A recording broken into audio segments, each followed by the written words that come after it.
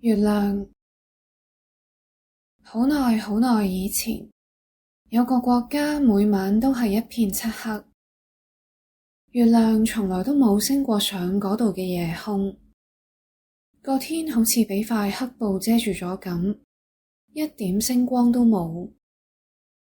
不過世界啱啱創造出嚟嗰陣，夜晚係夠光㗎。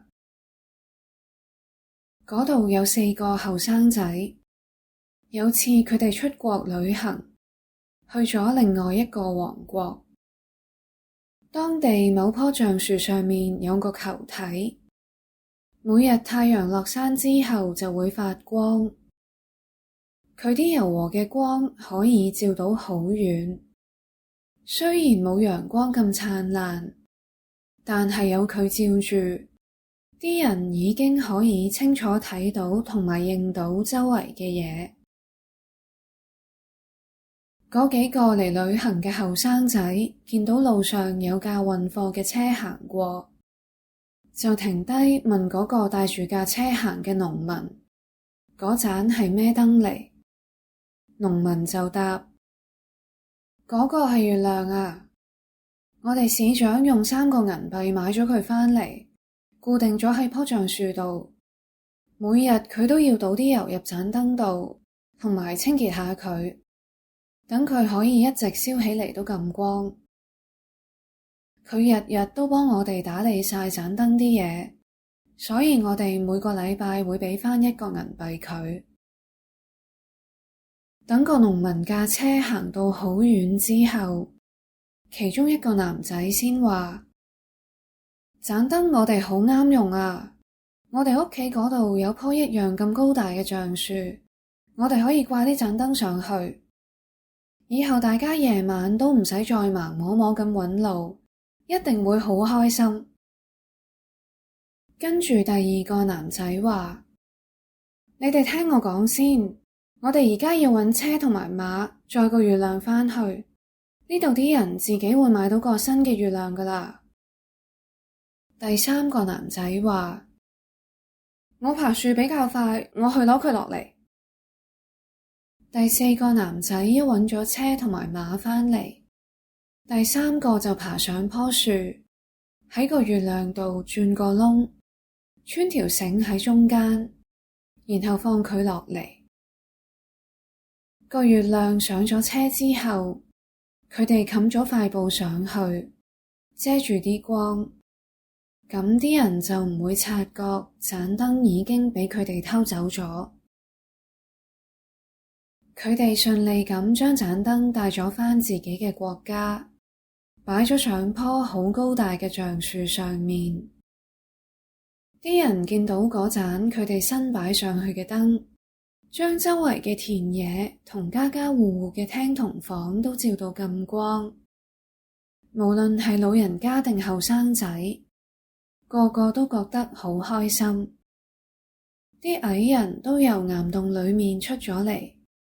而草地上就有啲着住紅色外套仔嘅小精靈喺度圍圈跳舞。之後咁多年嚟，一直都係佢哋4個負責幫個月亮入油同埋清潔燈芯。每個禮拜佢哋會收返1個銀幣嘅人工。不過唔經唔覺，佢哋都已經變晒阿伯啦。當其中一個人病咗，知道自己就嚟唔得嗰陣，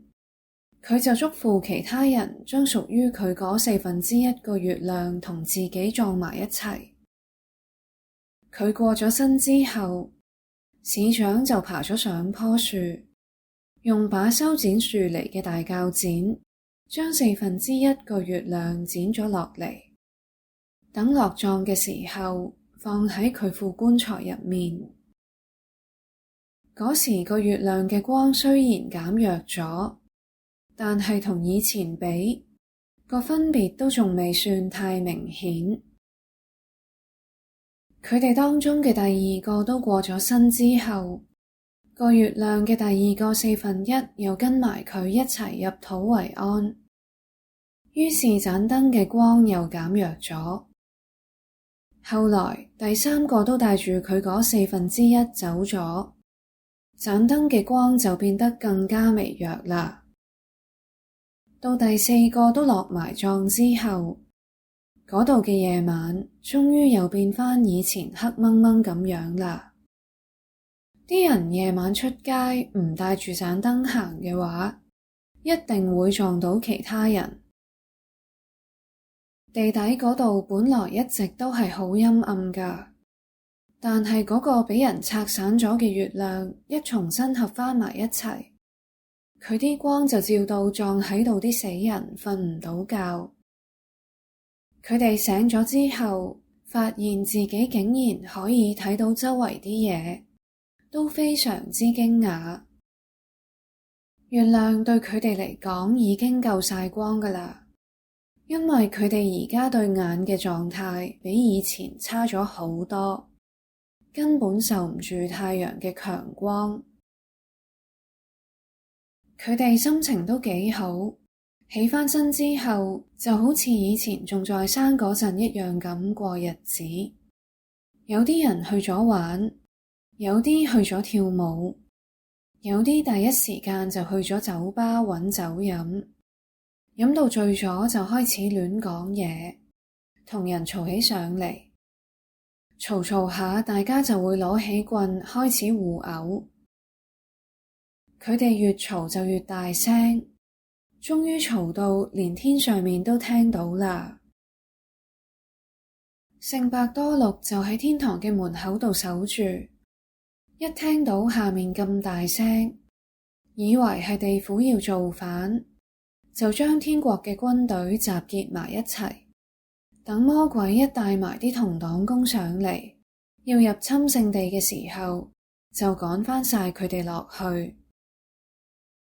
不過佢等緊嘅叛軍遲遲都未出現，於是佢就騎住自己匹馬，出咗天堂嘅門，一直落到地府。平定咗下面嘅騷亂之後，佢叫啲死人返咗去自己嘅墳墓度安息，然後就帶住個月亮走咗，將佢掛咗上天。